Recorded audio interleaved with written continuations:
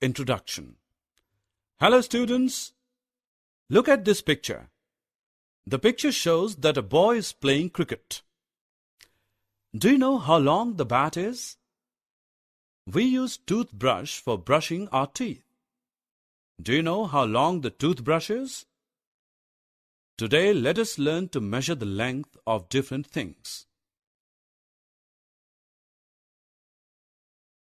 Objectives.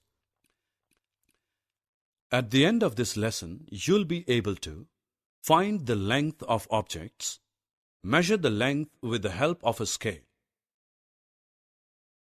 Friends, look at this picture. This is a bamboo. There are two ends of a bamboo. To measure the length of bamboo, we measure it from one end to another. Look at this pencil box. The length of pencil box is from its one end to another. Look at this computer screen. Can you find out the length of computer screen? Yes, the length of computer screen is from one end to another. In ancient times, the length of object was measured by using our hand, arm, or simply by our feet. But these methods do not give accurate length. Later on, ruler and measuring tape were used to find out accurate length of the objects. Look at this picture. This is a ruler, or commonly known as scale. It is used to measure the length of small objects like pencil, pencil box, eraser, photo frame, and mirror. Look at this ruler. Its margins show many divisions. Each division is equal to 1 centimeter. The numbers are written from 0 to 15. From 0 to 5, we get 5 centimeters. From 0 to 11, we get 11 centimeters.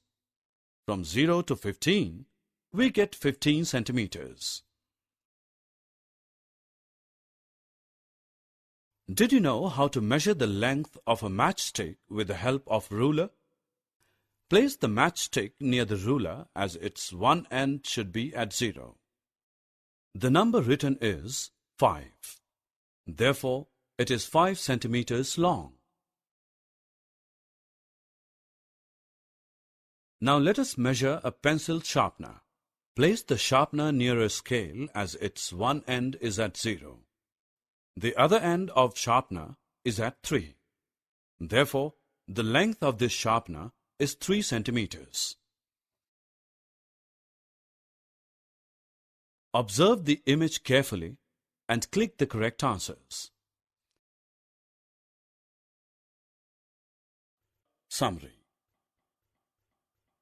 Let us summarize what we have learned. A ruler helps us to measure accurate length of an object.